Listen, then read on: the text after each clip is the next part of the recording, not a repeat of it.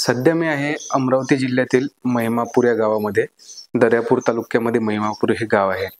अमरावतीहून जेव्हा आपण परतवाड्याकडे जातो तेव्हा आसेगावच्या पुढे एक महिमापूर फाटा लागतो. त्या ठिकाणी तुम्हाला एक पुरातत्व विभागाचं बोर्ड दिसते का, ऐतिहासिक विहिरीचं महिमापूर येथील.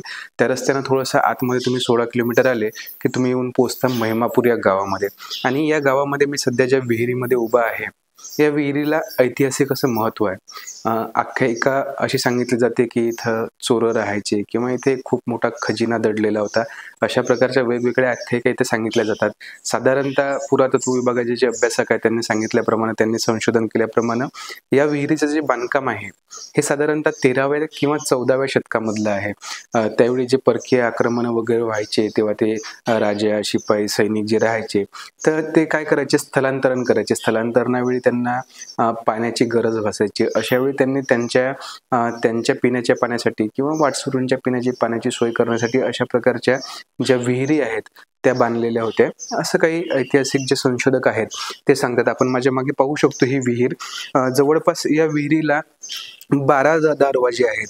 12 दरवाजे असल्यामुळे हिला 12 द्वारे असंही म्हटलं जातं. आपण जर वरून बघितलं तर वरून खालपर्यंत आपण हे जर मजले मोजले तर जवळपास हे 11 टप्प्यामधलं बांधकाम आहे असं निदर्शनास येतं. आणि सर्वात वरचे जे 3 मजले आहेत ते कदाचित नवं बांधकाम असावं, त्याच्यानंतरच्या शतकातलं असावं, 13व्या 14व्या शतकाचे, कारण ते चापट विटांमध्ये आहे. चापट विटांमधलं जे बांधकाम आहे ते साधारणतः 18व्या किंवा 19व्या शतकामध्ये आपल्याला आढळते. ज्या विहिरी होत्या चापट विटांमध्ये बनवलेल्या. आणि जर आपण या विहिरीचं बांधकाम बघितलं, मुळातलं बांधकाम बघितलं तर हा खूप मोठा दगड आहे. याला आपण शिळा वगैरे नाही म्हणू शकत, हा कुठून तरी उत्खनातून काढलेला दगड असावा मोठा. आणि अगदी सुबक असं या विहिरीचं बांधकाम आहे. म्हणजे हे जे सर्व दगड जे आहेत हे एकसारख्या आकारामध्ये आहेत.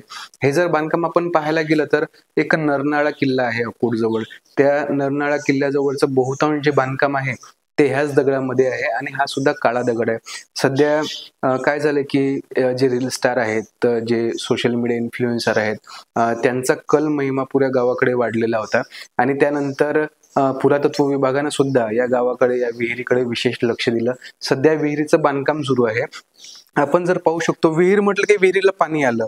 आता या ठिकाणी हा जो खोल खड्डा आहे तर हीच ती विहीर होती. आता सध्या या विहिरीला पाणी नाहीये. मात्र असे सांगितलं जातं की या विहिरीमध्ये खाली एक बाबर नावाची वनस्पती होती, जी वेगवेगळ्या आजारांवर अशी लाभदायक होती. मात्र काय झालं की नंतर या ठिकाणी गाव वसलं आणि गाव वसल्यामुळं गावकऱ्यांना जे पिण्याचं पाणी हवं होतं ते याच विहिरीतून काढलं जायचं. त्यामुळे या विहिरीचं जे पाणी आहे ते शुद्ध करण्यासाठी त्यात वेगवेगळे रसायनं, ब्लिचिंग पावडर वगैरे टाकली गेली. आणि कालांतरानं काय झालं, ती बाबर नावाची जी वनस्पती होती ती संपुष्टात आली. सध्या या ठिकाणी त्या वनस्पतीचं असं काही सापडत नाही, म्हणजे इथे ती असल्याचं काही माहिती नाही आहे.